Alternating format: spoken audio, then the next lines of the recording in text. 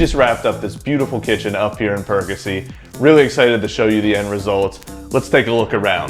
So this customer really wanted to open up their space. We blew out a wall and really expanded it for them. Got a ton of pantry storage right here. Got some floating shelves that we put in here.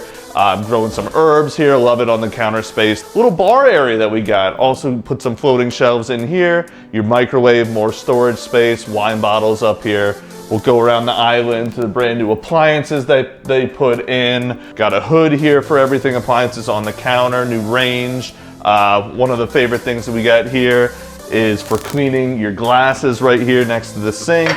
Beautiful farm sink that came out really nice. Look at this granite that they put everywhere as well. Really complements the colors, the combinations between the grays and the blues. Herringbone pattern on the subway tile with the blue that matches the island perfectly.